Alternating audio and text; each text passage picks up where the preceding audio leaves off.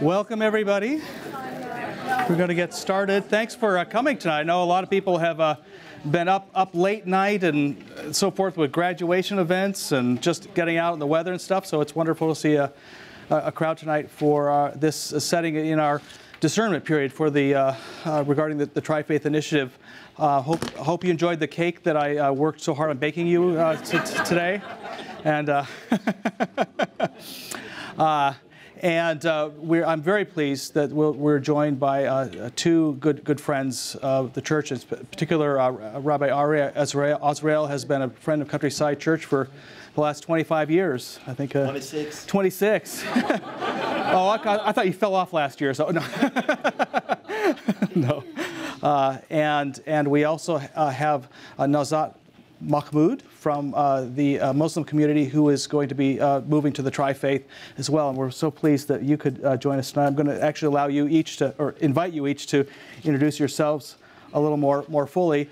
And the format is very informal. We'll kind of ask a couple questions just to kind of get things over each other to get things going. But then we also would like to hear from you, any questions you have. And don't feel like you have to only ask nice, softball questions too. I mean, this is a night to really, this is part of an honest discernment too. So once they ask nice questions, we walk out. That's right. That's right. So they'll leave me to answer the hard ones. I see.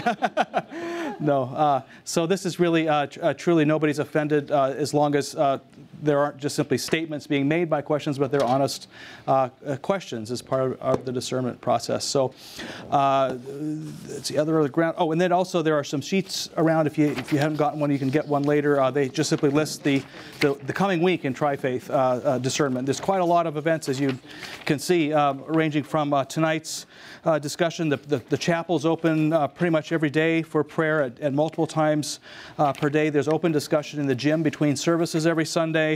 There's every Wednesday there'll be a congregational dinner and a different topic of discussion. So that will be fun. This coming Wednesday we have the research subgroup and the dream team members will be there to share their the kind of history of their involvement and their thoughts as they've been into the discernment process a little bit ahead of some of us. And then Friday night, next Friday, we'll be talking about, well, what about the benefits of just staying where we are, and doing that.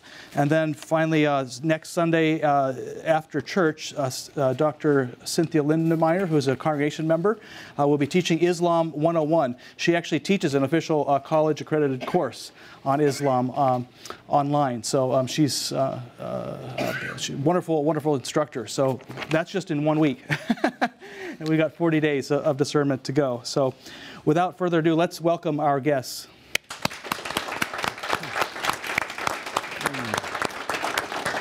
And I have a microphone. I'm going to invite you all to share. Unfortunately, we're trying to circulate one and use one. And the purpose of this is not only so everybody can hear, but we'll also record. We're not going to record any of your faces. Don't worry, you don't have to pimp up your hair. We're just going to record up here. So when we hear a question, we'll. So we need to work. That's right. Yeah. Hello, hello, hello. Oh, there we go. Hello, hello. Testing, 1, 2. Can you hear me? Okay, so you're going to want to hold it kind of close, I guess. Can you bring that up a little louder? Okay, hello? Can you hear me now? Can you hear me? Is that okay, or is it soft? Okay, 'cause I have a hard time hearing over here. Okay, great. Well, Nazat, let me start with you, and why don't you introduce yourself, and maybe if you would give us just a little idea of your involvement with the Tri-Faith. Thank you, and thank you so much for inviting us here. To me, it shows a lot of courage on the part of your community that you are willing to even entertain the idea of Tri-Faith, and I respect that very much. So let me share a little bit of my journey with you. I was born in Pakistan. My family still lives there. When I was 5, my father got a job at the United Nations. So we left Pakistan and we moved to Thailand, where I grew up. I started 1st grade and I went all the way through 12th grade there. So Thailand, as you may know, is a Buddhist country. So here I was, a girl from Pakistan who was born to a Muslim family. And even within that Muslim family, my father is Sunni. my mother, who has passed away, she was Shia. And so we already had sort of two schools, that's sort of like a Catholic being married to a Protestant in my faith. So we had some very interesting discussions at home to begin with, let alone being in kind of this Buddhist country.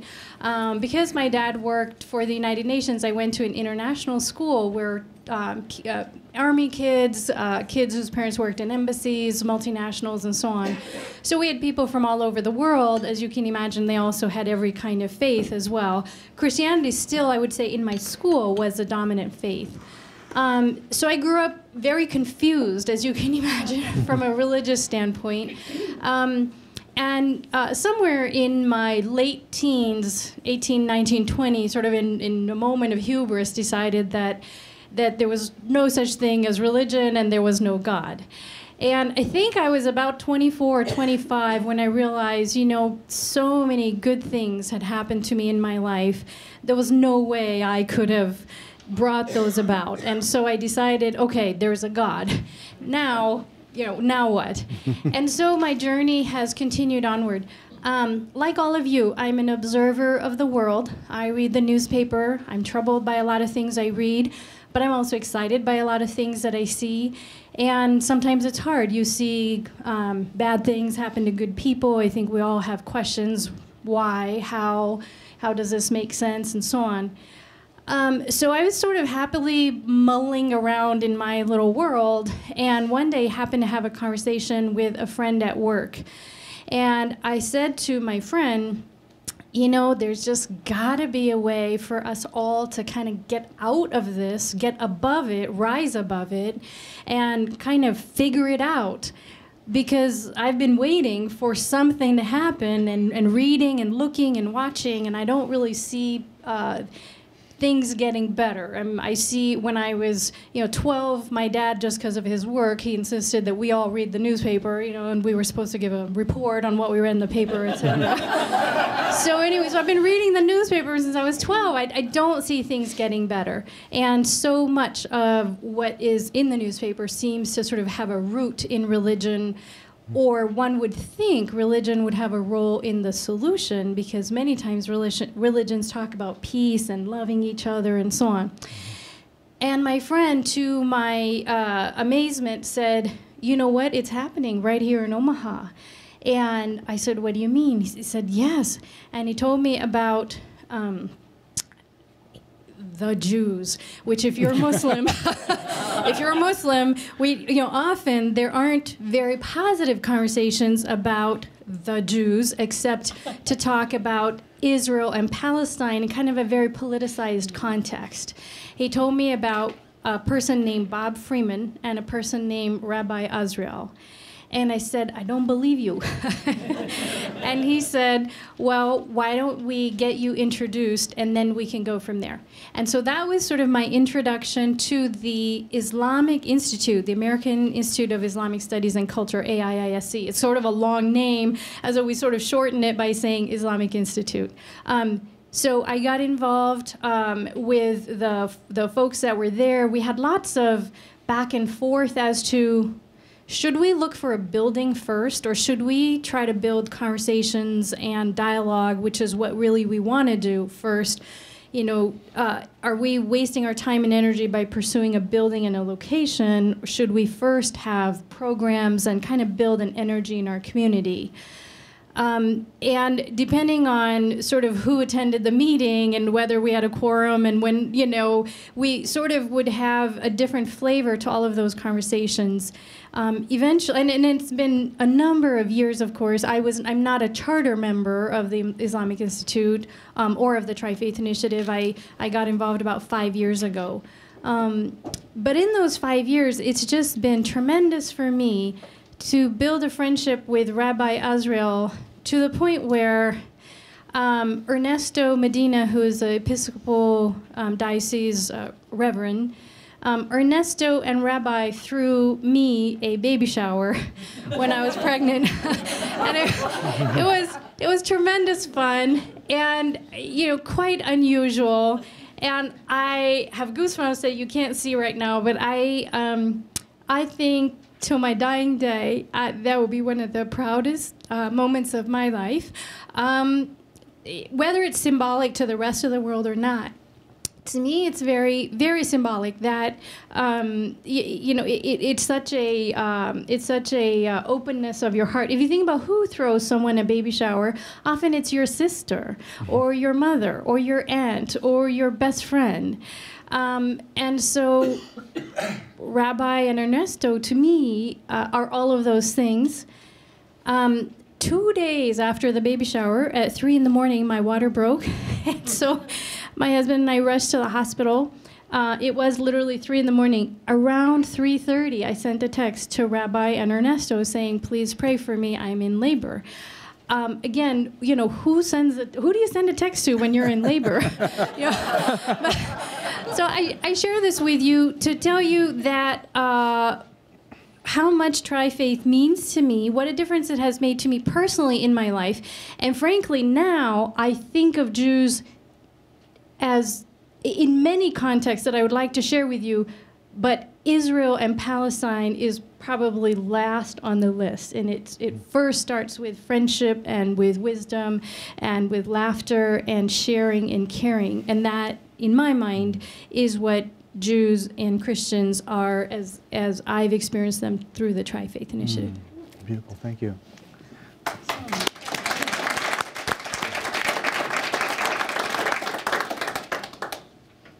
So, first name is Aryeh, last name is Azrael, and so I was born in Israel. This is not an Omaha accent. Or Spain, sometimes. And I too, in a way, it's interesting to listen to you, how you acknowledge God. I grew up in a family of parents that ran away from Bulgaria because Bulgaria became a communist country, and went to Israel. And went to Israel not because they were devout Jews. They went to Israel as a solution to the Jewish problem, which is to have a state of their own, so that they can be the masters of their own destiny. And so I grew up in a house with no God, no synagogue. Actually, the Day of Atonement, when I was young, was celebrated on the Mediterranean shore, swimming and not thinking about transgressions. What a wonderful way to deal with the holiday. And then I went through the school system in Israel and went to Tel Aviv University, studied Bible and geography, and then saw a little ad in a newspaper asking for counselors to come and work in a Jewish summer camp in Wisconsin. So we were interviewed by the camp director, and I was invited to spend the summer of '73 in Oconomowoc, Wisconsin. There are 5 O's in that word. And of course, every Israeli wants to come to America because we all yearn to see Disneyland. So at the end of the camp, 6 of us, 2 women, 4 men, we rented a station wagon, bought some leftover food from camp, and start traveling. We travel in the United States, and then we arrived back in Israel 2 days before Yom Kippur of '73. So Yom Kippur of '73 was the Israeli war, another war, Yom Kippur War, where the future of Israel was on the balance. And 2 of the people I traveled with died in that war. So the slides, the pictures, the memories were all put aside, and we ended up standing in front of an open grave, saying the mourner's Kaddish upon the burial. I think that event really affected the rest of my life. There was a feeling of great turmoil inside of me, and so I decided, again with the invitation of some rabbis from Chicago, to come to America and work among Jewish youth in the Chicago area. Which led, of course, to me meeting a wonderful Jewish woman, by the way, with the same last name as mine, except she pronounced it the wrong way, Azrael.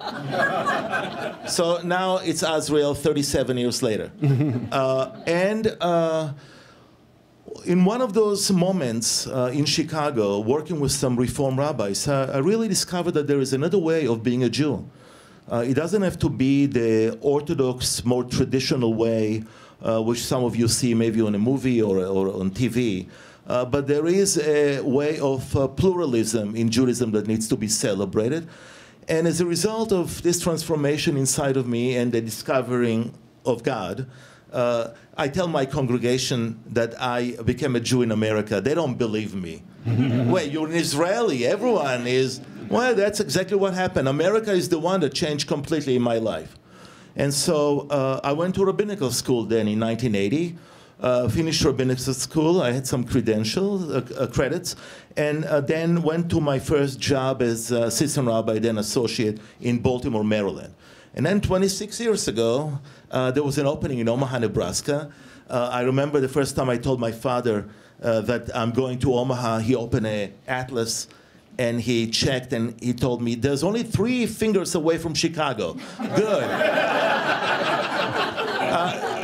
There are moments in my life when I still pinch myself, and there must be a reason why God sent me here.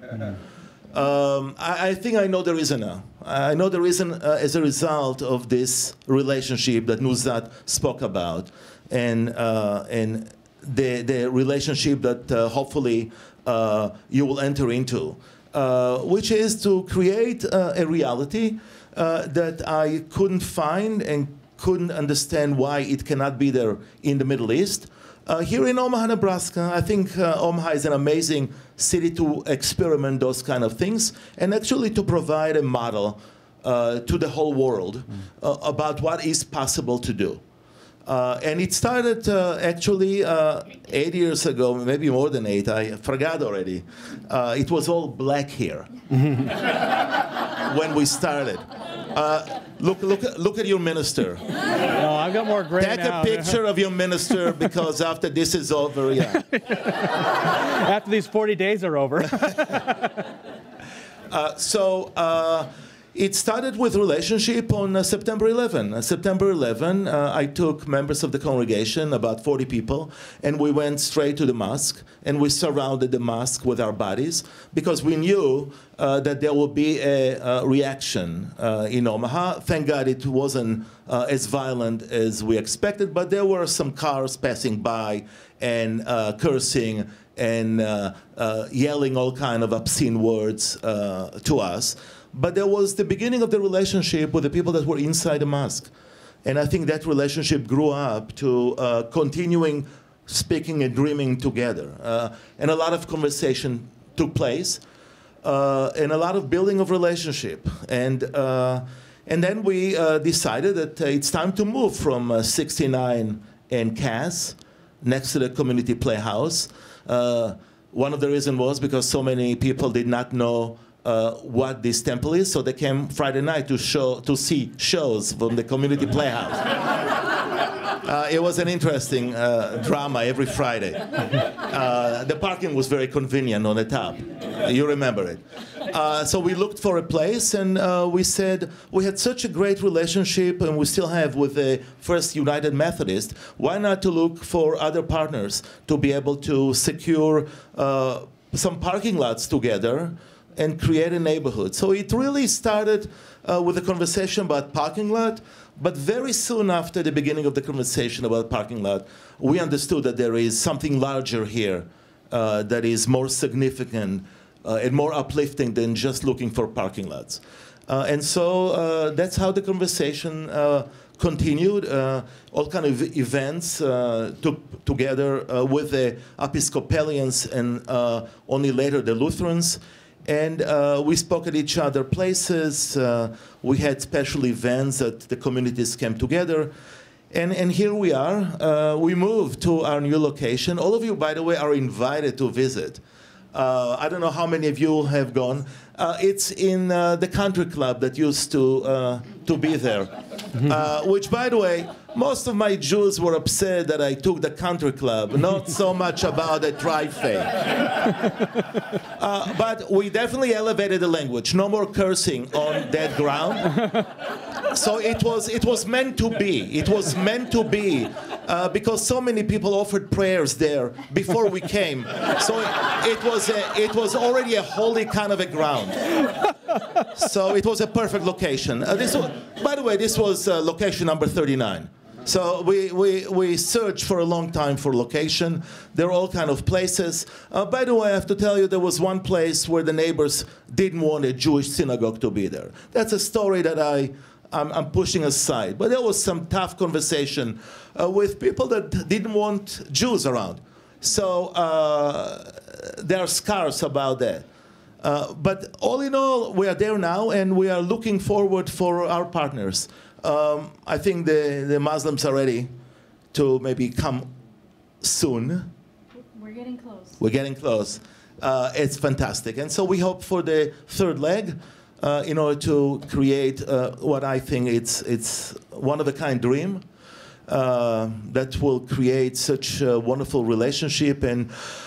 And maybe before we become light to the nations, we can be a light in Omaha and do the work that we need to do here. So there's no religious abuse and such friendship and love that can really ignite all of us to become better of who we are. Thank you.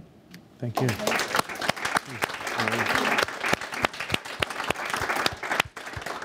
By the way, you forgot to mention the baby's here. So Eddie, you'll be able to see the baby. That's right. We'll pass it. Yeah.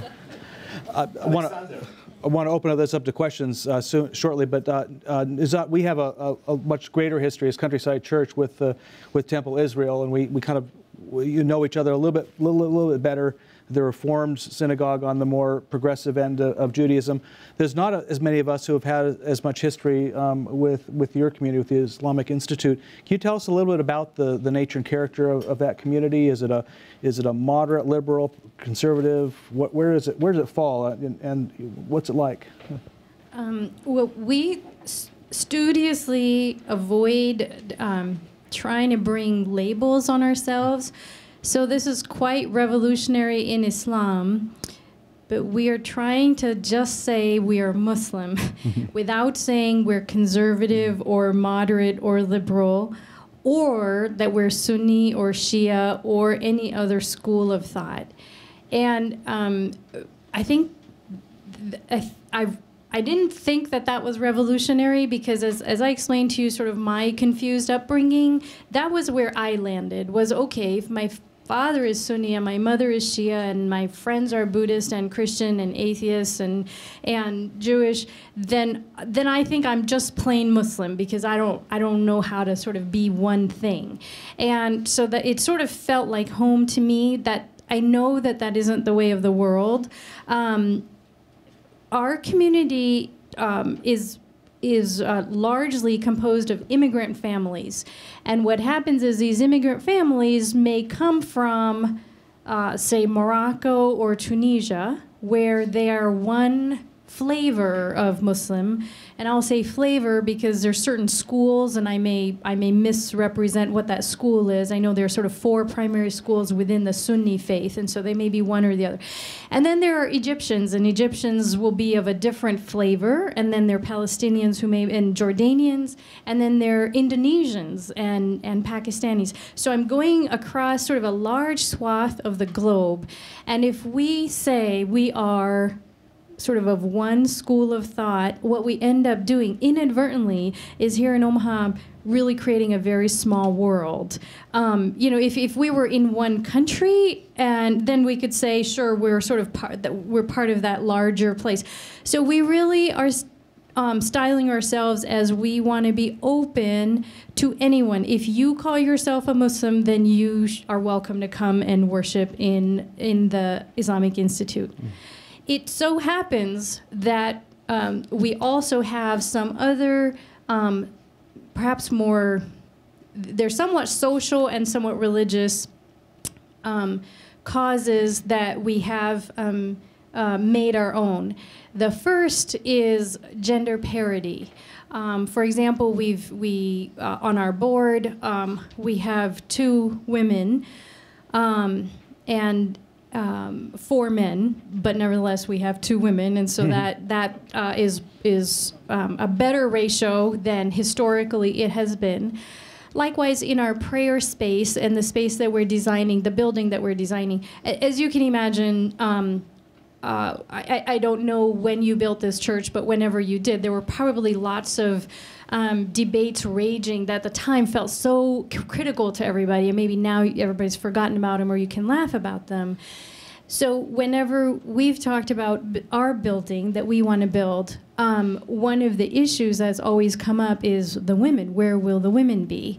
And so we feel that while we will have the men pray on one side and the women pray on another side, there may be, say, a rope and 3 feet or 4 feet that sort of separates the 2 groups. We do not want the women in an enclosed room where they are not seen, or where they may have a hard time seeing the speaker or seeing some other activity that may be going on. That in itself, we feel, is very much in line with Islam and how we understand Islam. We also know that there's precedent throughout the United States. We have pictures. In Washington, D.C., there's been prayers that are held in public spaces, and again, women on one side, men on the other, maybe just a few feet that separates the 2 groups, but not walls. In Indonesia, there are large mosques that are in enclosed spaces where likewise women are not in a separate room, but they're in a parallel place to the men. However, while we think that that is a part of Islam and sort of a natural understanding of Islam, there are members of the Muslim community here in Omaha who reject that outright, who then say, well, then you're liberal, and we don't believe that, and we think, for example, women should be in the back, or women should be in a separate room altogether. For me, there are also just some very practical considerations of that. What happens, because I've prayed in those places where women are in the back or in a separate room altogether. What happens is the women are all chatting with each other about, who's making what for dinner and whose kid did what and so on. And nobody's listening to the sermon or really being very prayerful, and sort of not realizing how loud they're getting slowly. And so if you actually do want to hear the sermon, it becomes very difficult. But also then these women understandably, want to have their kids with them, and then there's kids running around. So you spend your whole time sort of shushing everybody and not really being part of sort of the prayer or the religious space. So for me, it's sort of a very practical thing, is I think if you're not in an enclosed room, you sort of feel obliged to be part of the group and participate in the norms of that group. I think it's understandable if you're in the back or if you're in a corner, then suddenly you disengage, you kind of check out, and then you start chatting with your neighbor, and before you know it, you've lost, whatever was the religious topic at hand. So anyway, so as a result, inside our community here in Omaha, we do have the label from some of our own that we have a liberal interpretation because of this stance that we've taken on women. It has been a fight, a struggle. I think that probably none of you are strangers to this kind of thing. In many churches, there's been lots of discussions about should women be ordained ministers or not, and kind of the full participation of women in church. So I'm sure you have your own parallels in your faith and your faith tradition. So I'm just sharing with you some of the things that we have done, and as a result of that, quite inadvertently earned the label of liberal or moderate or progressive. Although we don't embrace that, we truly just want to say we're just Muslim. And I think there are a lot of people within our community that are waiting because we have not yet hired a paid full-time preacher. And who we hire will be a very important decision, because that person, if they are schooled in a certain way of thinking, then the entire Islamic Institute will take on that color of that person's schooling. And so we will clearly need to be looking for perhaps a needle in a haystack, but we truly want someone who says, look, our purpose here is really to worship God, and it's not.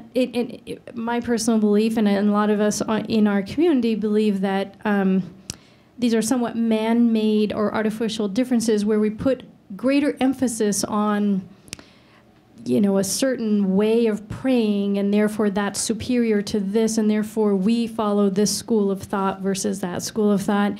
And usually a generation or two later, the kids just know, like, well, this is what we are. I don't know why. I was talking to my friend about it at work, and I said, do you know what I mean? She said, yeah, I do. It's kind of like me. I'm Lutheran. And people ask me, well, what kind of Lutheran? And I was like, what kind? I didn't know there were kinds of Lutheran.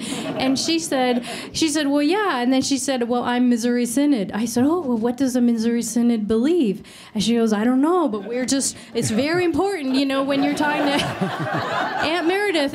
And so we have the same things in our faith. So we very much are trying to avoid that. And so I hope I've at least started to address your question, not address it in its entirely. No, it's very helpful, and it's sad in a world where the qualities of openness and egalitarianism get labeled liberal, as if that's only a liberal value. I mean, one could argue that's conservative with respect. I mean, maybe liberal with respect to society, but conservative with respect to God's tradition.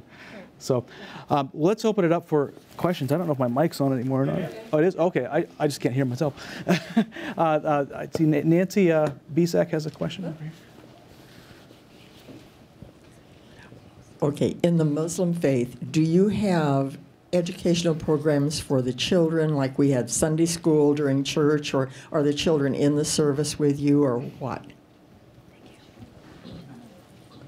Yes, children are frequently in the service with us, and that so many times our service is fairly noisy.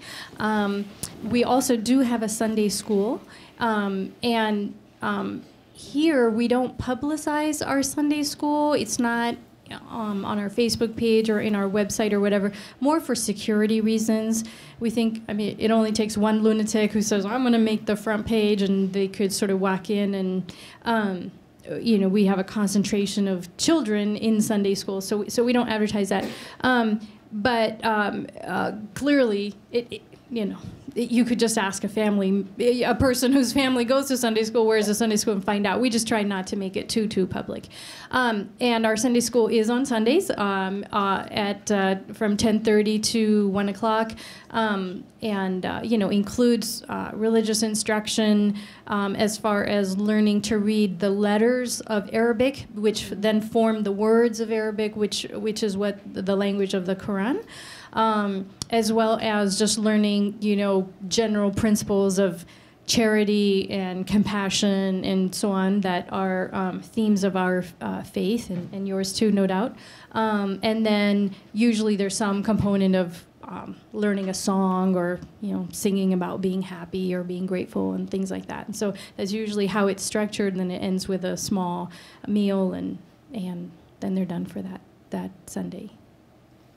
Thanks. We have another question here. I know the Muslim community in Omaha is growing because I tutor at a local grade school, and in almost every class there is a young woman in grade school who is in the Muslim dress. As these people come to the United States, is it going to be more difficult for you to maintain your one flavor as these people come from different places? We've addressed that structurally, where we got to learn a little bit about what is a Congregationalist church versus what is a diocese and things like that. And so we've addressed that structurally in that the Islamic Institute doesn't have a membership. There's not a control or a voting interest on the part of members. So the control of hiring decisions and setting policies and setting a direction for the Islamic Institute is all within the board. And so we have vetted board members pretty carefully anytime we bring them on. So I would hope that usually when you let that be in the hands of a smaller group, you can maintain stronger control than if you kind of dissipate it out among a larger community.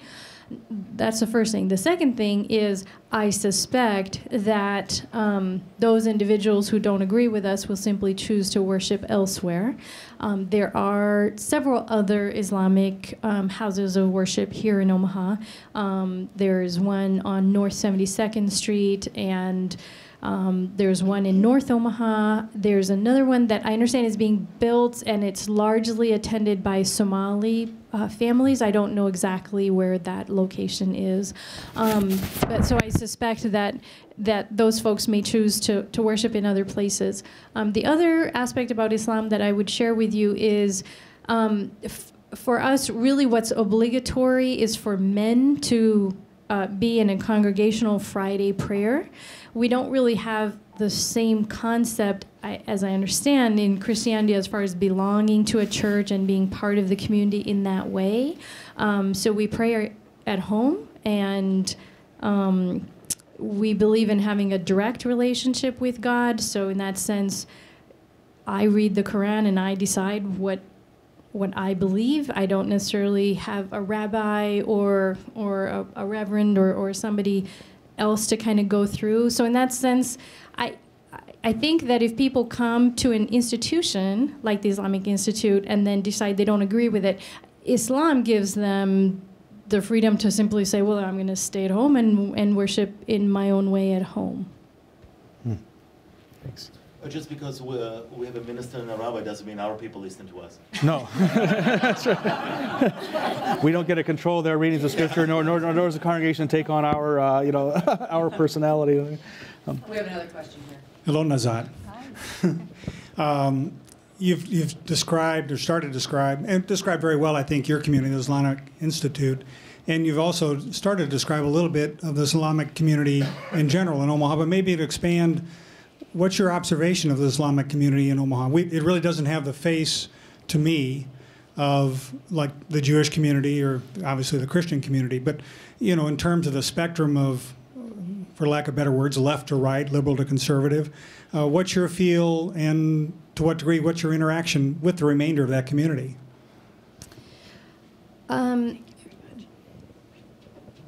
So I think you asked a number of questions all wrapped up into one question. Let me start by saying I think a defining characteristic of the Muslim community here is that it's composed of immigrant families. Because of that, some immigrant families stay and end up being multi-generational here in Omaha. Some immigrant families don't stay and move on because there may be a brother in California or a sister in Oklahoma or so you end up having sometimes people who are really only here for a few years, and a few years could be 2 years, it could be 10 years, but so there isn't always that longevity. So when you talk about maybe not having a face here in Omaha, it might be because there starts to be a face, and then that person moves.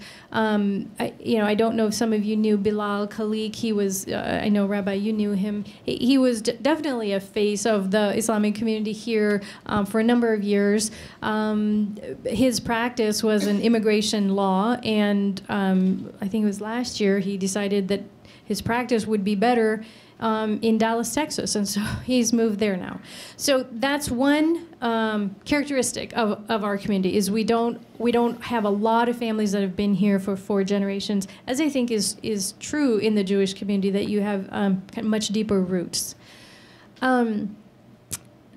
I think you also asked about sort of a political spectrum, and my observation, this is just my personal feeling, not as a Muslim, but maybe just as a citizen, is there seems to be a correlation between economic status, socioeconomic status, with how people vote, at least just sort of anecdotally. A lot of the doctors in town want there to be less taxes, and therefore they vote Republican. And then there are other people like who are immigrants or refugees who are actively using government services, and so they tend to look for a candidate who would promise some of that safety net. So I don't know that I see sort of an Islamic community characteristic in the political involvement or political bias. I see it more as kind of depending on their socioeconomic status. Yeah, I guess more not politics, but more not necessarily the politics of the individuals, but more the conservative versus the liberal attitude towards Islam. Do you have a flavor for that, or is it really like Baskin Robbins and there's 32 flavors? I think it's definitely 32 flavors. You will. There's a woman in our community whose name is Lobna Hisham, and she used to teach. She's originally from Egypt. She used to teach Arabic on base because they wanted the folks there to learn Arabic before they went overseas, and so she was employed there for a number of years teaching Arabic. And she wears a hijab, and in fact, I think at one point she went to a public swimming pool, and she wears the hijab, and she also always wears long sleeves. And it was summertime, she went to a public swimming pool, and they told her that she must not wear long sleeves at the pool. You know, she must have a swimsuit. And she had a huge back and forth with them about her religious beliefs, which were not to be wearing a swimsuit. She was not inappropriately dressed, I think. It just, at a pool, you probably don't see someone in a long sleeve shirt. Anyway, they insisted that she can't wear a long sleeve shirt. Apparently, she found a lawyer and sued the city and won. That you can wear whatever you want to the pool. If it's a long sleeve shirt, that's, you know, you're going to be hot, but that's your prerogative to do that. So this is Lobna. Her daughter, Basma, does not wear a hijab, is often seen on Facebook in a short sleeve shirt, his sleeveless shirt, and, you know, skinny jeans and high heels. So I don't know what their mother-daughter conversations are, but I think that that's not unusual. Every once in a while I go to Costco and I see a woman who also has her face covered. But my view is that things are never static for a community or for an individual. My mother, when I was a young girl, wore a burqa with her face covered, and you know, I saw her kind of in various stages of what kind of covering she wore or didn't wear. So if you'll excuse me for being a little bit personal, I think I was about 15 or 16. I was in my mom's room. She'd just come out of the shower, and she was getting dressed, and she got dressed without her bra. And I said, "Oh, Mom, you forgot your bra. Here it is. It's under the pillow." And she said, "I don't need that thing." And I was shocked because it was my very pious, you know, full covered mom who's saying that. And she looked at me and she said, "You know, I've borne 5 children. I've, you know, supported your father through his entire career. I've paid my dues. I'm not wearing a bra, you know." So you know, I think when you sort of think about the person, you realize then that any one moment they sure may come across as if, okay, this is a very conservative person. And I know my mom, like I said, she would cover her face and so on. But I also know she wasn't like that throughout her life. So I don't know what to necessarily make of the people I see at Costco who are wearing all of those coverings, except that at this stage in their life, that's what they feel is important. There are lots of people who do sort of, after a number of years, you see their clothes change and their hair change and their attitudes change. You also see the reverse. You see some people who kind of start out life sort of not necessarily with all the outer accoutrements of a religious garb, and then as they get older, you see them, take that on. But I think, to me, one of the most illustrative stories is what I shared with you about Lobna and her daughter, because I see that often where, and it could be both ways. It could be that the daughter's more conservative, like the mom maybe sort of the most, looks like she got dressed based on what Vogue was recommending that week, and then her daughter will show up, all covered up and so on. And I think it's truly a personal journey. Like I said, for us in our faith, I do believe that rabbi and a minister have a lot of influence in our faith. Often it's your father or your brother or your mom or your sister or your kind of community and the atmosphere that it creates for you. I realize it's a long answer, but I want to give you one more point, which is there are mothers who swear that their daughters wear hijab and long pants, and if you go to school, you'll see those same girls run around in shorts, as well as a bag that they carry to from school and so on. Yeah, so that's interesting. That really corresponds too with my experience of seeing in the Christian community with immigrant communities. When I was working my doctorate in New Jersey, I served a small church that had a Korean Christian church meeting in the afternoons, and it was primarily it started as first generation, but then as time went on, they had kids and so forth, and they had then second generation, and actually the church split. And there was this huge controversy then, and so I became extremely educated on the dynamics of immigrant communities in the United Church of Christ. And what the experts were saying was, this is very typical. It's the big difference is first generation and second generation. And what will happen is a church will split, a 100-member church will split into 200-member churches. Yeah, they divide and they multiply because then they attract people who are around them. But that was the biggest kind of defining thing, was which generation, were you? And so the president of the Islamic Institute is Dr. Syed Mohiuddin. I'm sure at some point you'll get to meet him if you haven't already. One thing that he always tells us is we're not building this for this generation. This is for our daughters and our daughters' daughters, and they will not worship in a place, for example, where they have a separate room in the back.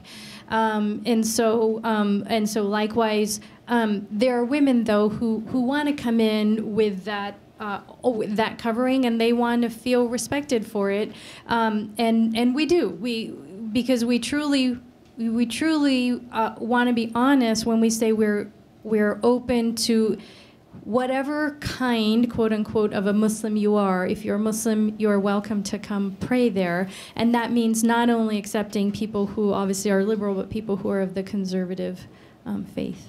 Thanks. We have a question here.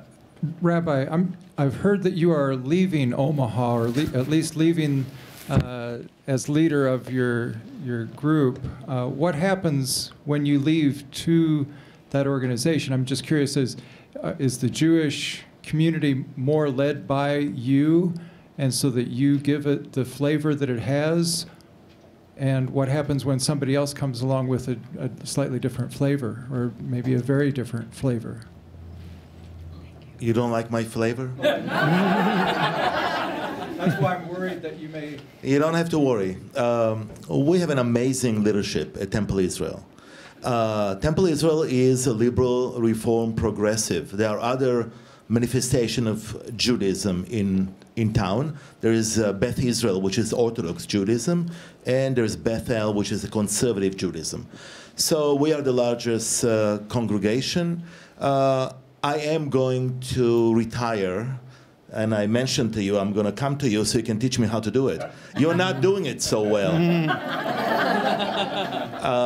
But June of 2016, I'm going to retire. At that time, even before that, the congregation and the leadership will select a rabbi. Believe me, there will be so many amazing individuals that will look at a tri-faith existence as an amazing opportunity to do the best that we can do in this world. And so I think the tri-faith will attract in addition to the members of my congregation, the history of the temple, we were a congregation that was established in 1871. So this is a solid congregation, nothing, just because I'm going to leave. By the way, I'm not going far away, I'm going to Chicago, and I will still carry, I hope, the title of emeritus, which I don't know what it means. But I have to tell you that there are people now that don't like my flavor, so which is okay. And I think I trust completely the history. We have an historical memory at Temple Israel that will bring the best possible clergy to lead the congregation. So I don't have any fears. You should not have to.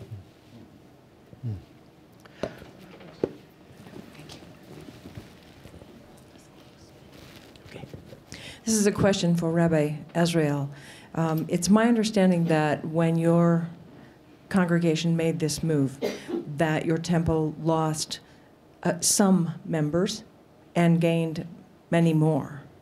Where did those gains come from? Did they come from the other Jewish communities? Can you talk about that a bit? There were only 2 families that left. And I don't know if they left because of this issue or they left because they didn't want to pay dues. I mean, so Did you have dues before? we always had dues. We just don't do the plate. We trust the plate, but you know. So where they came, so in addition to having a tri-faith, you still have to have the best educational piece in the temple for the children.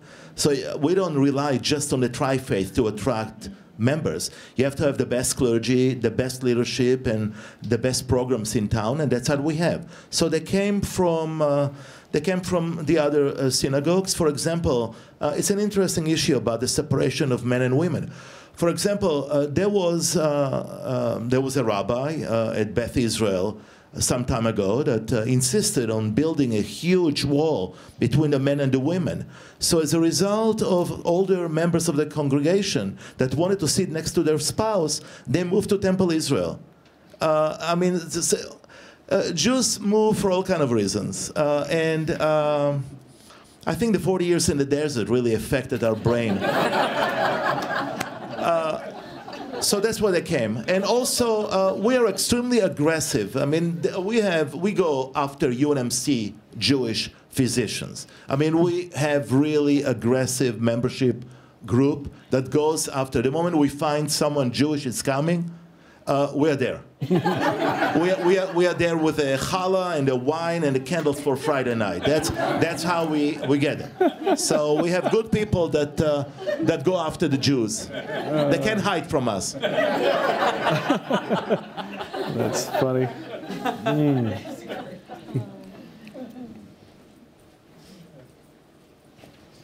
Got it. Hi, this is a question for a rabbi.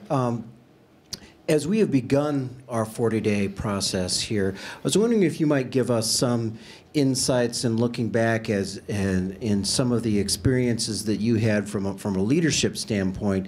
As you might imagine, if you really even look at our name, Countryside Community Church, where we are in this community is an important part of the history for a lot of members. And there are a lot of members who are very favorably inclined towards the tri-faith, but really struggle with the concept of leaving this community. And as some of the leadership, we're working very hard to have a discernment process that we feel respects all viewpoints as we move through this process, and that everyone has a voice. But we're just going through it, and sometimes it's, as the old saying goes, you can't see the forest through the trees. So I thought perhaps any perspectives you might have in that regard.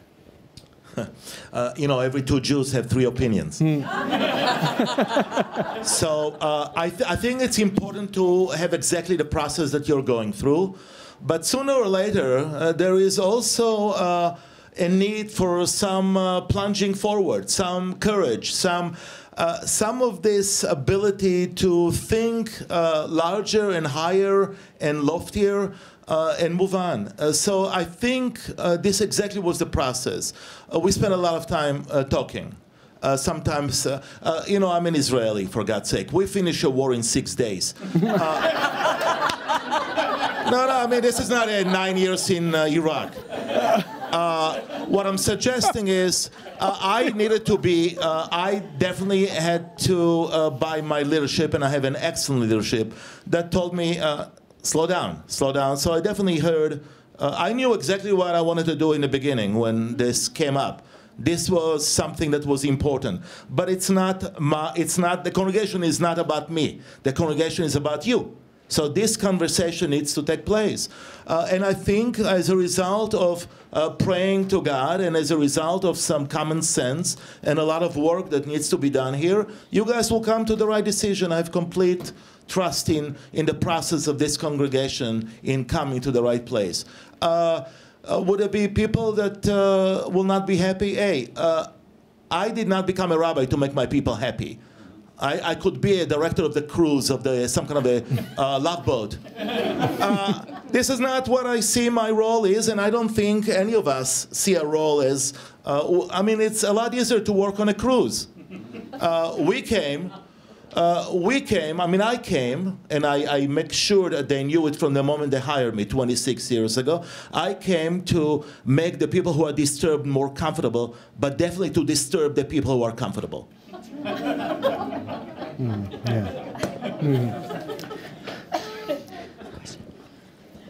Okay. I just would like to know how large your congregations are for each one of you. I apologize, this is going to be a longer answer because we don't have a congregation probably in the same sense that you do. Friday prayers are our congregational prayers. And usually at our facility, we have about 20 people. We're in West Omaha, 144th and West Center. There's another place, which is closer to 132nd, and they have a similar number. Then there's a prayer place at UNMC, one at Creighton, one in South Omaha, one on 72nd Street. And so we end up with, as far as Muslims go, someone may attend our summer picnics and donate to us, but because they work at Creighton, they just pray there because they're not going to hike over here because it's our congregational prayer is Friday afternoons, and depending on whether it's daylight saving time on or off, it may be at 12:30 or at 1:30, which is often not a time that people, even people who pray regularly, can, just because of their workplace, they can't leave at 1:30 to go say a prayer and come back on Friday afternoon. So our prayer size tends to be around 20. The families in our Sunday school varies, but it's between 80 to 100. And those are usually the people that will come to events that we hold, like a summer picnic and that kind of stuff. So I would probably count those families as far as people on our mailing list, people that we regularly interact with, as around 100 there. I think you have the same experience in Christianity at Christmas and Easter. People show up and you're like, who are these people? And so we have the same thing. We've hosted Eid prayer, and our festivals, our celebrations, we have two large ones during the year, depending on, and they fall kind of based on the lunar calendar. So if they've fallen on a Saturday, we've had as many as 400 people show up to pray. If they fall on a weekday, I think last time it was a Thursday or something, we had about 250 people. So that's it sort of depends on the event and the opportunity. We don't have a paying membership, so I can't give you a count to say this many people pay our dues. Probably the closest I will come to that is how many people pay or come to the Sunday school, and so that would be around 100. We have 780 families. Let me throw out a question too. I wanted I know that there's an organization in town called the Global Faith Initiative, which you guys are very well aware of, but also some of our congregation have heard of it, and they are making accusations about the tri-faith being basically a tool of the Muslim Brotherhood. What can you say about and imagine that as we go through the discernment period, they will probably be getting vocal to countrysiders. You know, they'll say that because the Islamic Institute has a connection with ISNA, which is the Islamic Society of North America, or CARE, the Center for American Islamic Relations, that those organizations had some Muslim Brotherhood membership at some point or something. What can you say about those things? So when our congregation members hear these basically Christian fundamentalist organization kind of coming after us, or at least trying to give us some information, what kind of information should we have to provide context for that? Obviously, there are lots of opinion and conjecture, so I'd like to really just sort of share some of the facts that are apparent to me, leaving as much as I can opinion out of it. What I understand, because we're all learning together about the Global Faith Initiative, what I understand is that this gentleman says he has either been here or been active for about 10 years. Somehow that time frame of 10 years has been thrown about. So this person has been in the Omaha community for that time. The tri-faith conversations have been going on for a long time. We what was that first, 2005, I don't know, 3, 4, 5, somewhere in that time frame. And the Omaha World Herald has written about us from time to time as far as the Tri-Faith Initiative. I think it's interesting that we didn't hear from this individual when nothing that we were doing was a secret, and this person was here in the community. So it sort of raises my eyebrows as to timing, and I don't know what this person's interest is in countryside, why sort of this is when the one item that has awoken Global Faith Initiative, but certainly we've been around for a while and he's been around for a while, so and you know, I don't know why there hasn't been an earlier conversation.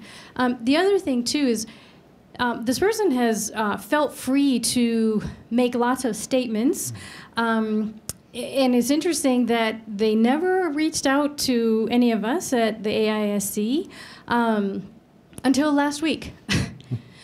I don't know if they didn't reach out to the Jewish community either. So they never reached. So if they've had these concerns and had them for a while, it's interesting. That was just last week that they called, and so we asked for an agenda. What would the conversation be? And the person said, "Well, we'd just like to get to know you better, and we want your friendship," which is astounding. If you've been spreading lies about me and then ask for my friendship and say you want to get to know me better, I'm not convinced that you're thinking logically. The other thing, this individual has raised some questions about ISNA and a connection with the Muslim Brotherhood, and they're sort of going off of this status of being an unindicted co-conspirator in the Holy Land something foundation who's under investigation. One thing that in our relationship with ISNA, which is not a formal relationship, we go on their website to read what resources they have, and we sort of use them as kind of a library or a place where we can get information on things that they've researched, ideas that they have. They have various conferences and so on. They have various topics that they kind of do further thinking on and publish those. So as well as they then have further, I don't know who they reach out to, but there are other organizations that do the astronomical calculations. I understand, for example, Easter is not on a fixed date. It sort of depends on the equinox and some of those kinds of things. Most of our holy days are similarly based on various astronomical calculations. And so we don't do that. We just go on their website and count on them to sort of give us the facts. So that's our relationship with ISNA, although I think have never really had concerns about ISNA. And one of the reasons why is ISNA has always promised complete transparency. And when I kind of heard about this issue, I said, well, I wonder if ISNA says anything about this.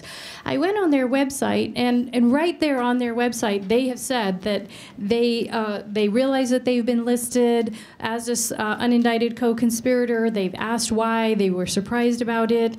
And they've been told that there's something about the legal process and the admissibility of evidence if you have someone listed as an unindicted co-conspirator. I'm not a legal expert. I don't know what all that means. But the one thing that I am glad for is they're not brushing the issue under the rug. ISNA, on its website, has put that out there and has stated on their website that they're committed to complete transparency and they're working with the authorities to cooperate fully. I think after 9/11, there was a great deal of interest in following the money and seeing where did the money come from, and is it coming from either intentional donations or unintentional donations. The intentional donations, I think, are easy to understand. The unintentional is where someone thinks they're giving to feed the hungry or whatever, and it turns out that money is funneled through some organization that's using it for nefarious purposes.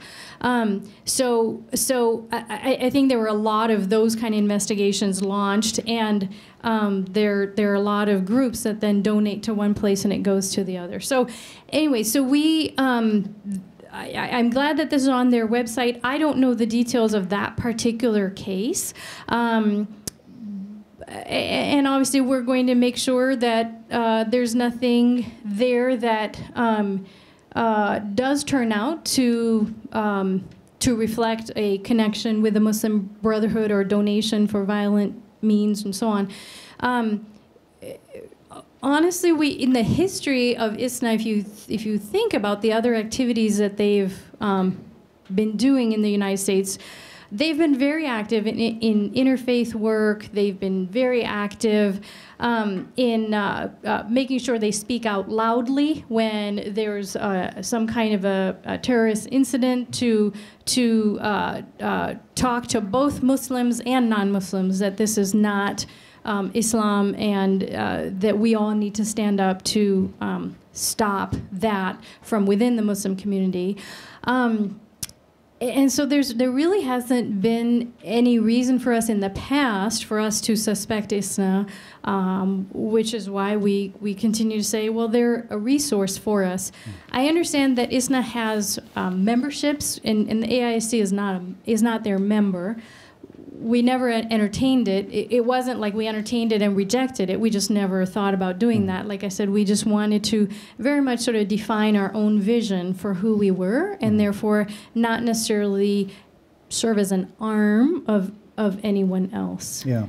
I thought it was kind of ironic that they would be coming after you about that when they should really be coming after also the United Church of Christ and the Presbyterians and the Episcopal Church and the Evangelical Lutheran Church and the American Baptists and the Cooperative Fellowship of Baptists and the Disciples of Christ and the Church of the Brethren, because they've all signed on with ISNA to stand in their shoulder-to-shoulder campaign, Christians alongside Muslims. And so if they're going to finger you as being somehow terrorizing the world or a connection with Muslim Brotherhood, they should be fingering the rest of us in that too. Well, I feel confident in the members of my community that certainly if there's a strong Muslim Brotherhood presence here, I think we would be the first that would say, well, we want to know about it. Yeah. Because my duty is to protect my husband and son, and make sure that we don't end up in that kind of a circle. We certainly appreciate a warning from someone to say, well, there might be something here. But I think time has a way of sort of bringing out the truth. I think in all of our faiths we say that the truth will be your salvation, or some version of that. And the truth is that for those of us who have been involved in the Islamic Institute, we are surprised by some of these accusations. Frankly, we had to Google who is a Muslim Brotherhood and kind of educate ourselves a little bit on this, just so we can be a little bit wiser to what it means. And you know, I think in the Muslim community, we probably struggle with some of the same, from a spiritual aspect, from some of the same things that every other community struggles. As I look around my community, frankly, I think our greater problems in the Muslim community are people who are very materialistic, very ambitious for material success. I see people who drive around in not one, but 2 or 3 Mercedes in their family and live in Linden Estates and give us, $2,000 donation for the prayer service. To me, that's our problem. That's our problem in our community. I've honestly never sort of thought, wow, I think there's something, but I think it really takes, first of all, it takes someone being very much out of the circle, maybe someone who's a little bit isolationist or loner, to sort of be off on their own tangent. And I know that our community tends to be very closely knit in the sense of, everybody's attending everybody's part. You got to keep track of whose birthday party you went to so you can invite them back and all this. And there's sort of this never-ending, social obligation thing. I think we would know if there was sort of something weird like that going on. Yeah. You ask about the face of the Muslims. This is the face of the Muslims. Look carefully. This is it. By the way, we Jews have a history of paranoia for the last 4,000 years. So do you really think that the Jewish Reform movement, which is the largest movement in America, 1.4 million Reform Jews, will collaborate with ISNA if there was any kind of suspicious? We have been working with ISNA, we're working with CARE. Those are defense organizations that are very important for immigration, for a society of immigrants. This is how the Jews, in the beginning, when they came to the shores of this great country, had to establish those kind of defense organizations to be able to support each other. So those are, I think, pretty legitimate organizations, and we need to continue working without looking underneath every stone and expecting to see the devil incarnated. We want to recognize we just have about a couple minutes left. We want to respect everybody's time on a Sunday night. Maybe as a way of closing, maybe I might throw out one. You kind of take your pick, say whatever you'd like to close. But one question I think oftentimes people have, and you may or may not want to address, is that when you're talking about 3 faiths coming together, is this a watering down of faith, or is it a or is it a ratcheting up, or how does that? What's been your experience in getting involved in the tri-faith? I'd like to jump in. Sure.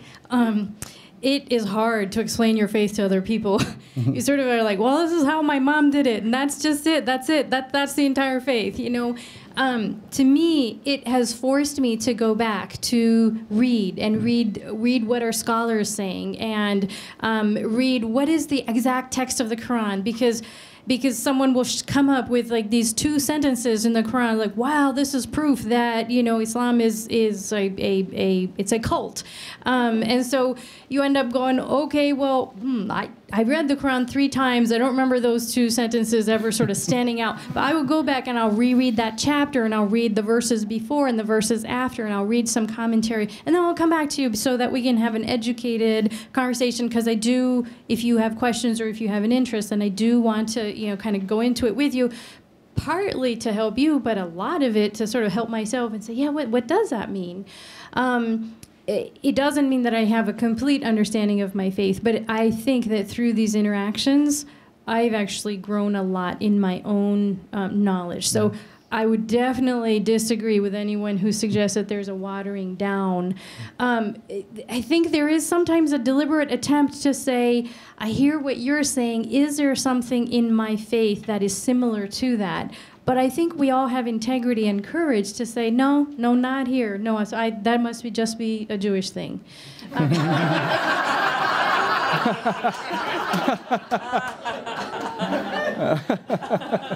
You're sitting too close to me.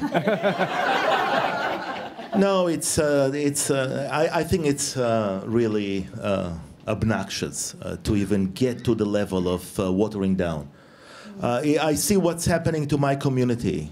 I see the interest that they're showing, the classes that we offer as a result of this tri-faith. Scholars who are coming, ministers from different Christian denominations, Islam, coming to the temple to teach us. I think Jews at times can be pretty isolated for good reasons. You know the definition of Jewish history. Well, you don't know it? So Jewish history in one sentence is, we came, we lost, let's eat. So I mean, the issue of watering down, I think it energized my community so much. The debates, the discussions, the conversation, the classes, the lectures, the getting together, the sharing of bread together. This elevated my community to a level that was not here 26 years ago. And I think this is what will happen upon finishing your 40 days. I think it will happen, whatever the decision is, it will happen to you as a result of opening the door to us. I think this is what is unique about this experience. And I think this is the only way to go back to chapter 1 in Genesis. You want to experience chapter 1, please don't think about paradise away from here. Paradise can be here. It's up to us to make it. Amen.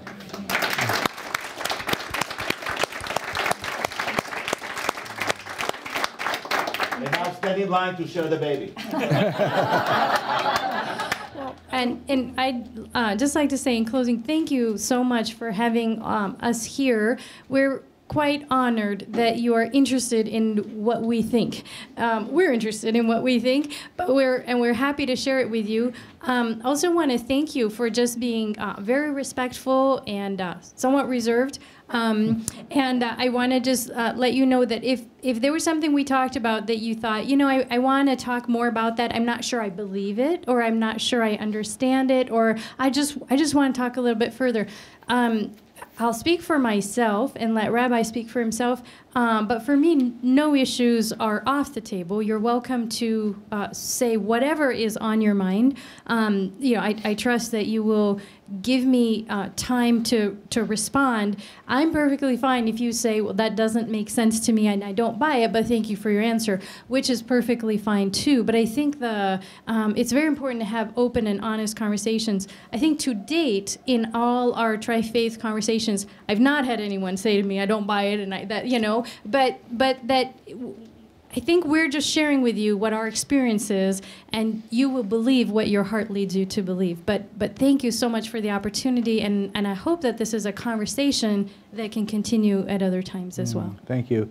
Well, thank you for blessing us from your presence, and also with the invitation to even consider such a thing. I know that already in the time that we've had, the limited time we've had to even consider this, you can already see the effects on our own congregation learning about our own faith. Oh, we're Congregationalists. Oh, now we know a little bit what that means. This Holy Spirit thing is actually really important. What is this about calling? Those kind of things has already brought us deeper into our faith just to even start the process of considering. And we thank you for providing us that opportunity, and we thank you for joining us here tonight, sharing your hearts with us. And just for any of you also, just FYI, during June, I will be around most of the month, but I will be preaching none of the Sundays. Figured it's going to be worthless for me to preach in June because everybody will think I'm trying to sell tri-faith or what have you. So other people will be preaching, but I will be around participating in the tri-faith, the discernment things, and also that will also allow me to open up my calendar. So if you ever want to get together for coffee, tea in my office, go to lunch, go to dinner, all those things, I'm available for a lot more personal meetings than I ever can be in June. So I'm very much available for June. So, well, if you guys want lunch with me, invite me for lunch. I'll come anytime. That's right. Otherwise, it'd just be Aria and me eating lunch then, yeah. So all it takes is a call to the office. Patty, too, takes care of my calendar, so I don't even have to be there, and you can get on my calendar. So thank you so much. I just want one comment to make about this wonderful woman who is dressed in white that I forgot the name at this moment. But after, she was the one that listened to the radio talk show, and she's the one that wrote me the most inspiring, courageous note after this. And I thank you for that publicly. This was the radio show that had that Global Faith Initiative person on it. Yeah, great. Well, thanks. All right. Well, thank you for coming, and enjoy the rest of your evening. Thank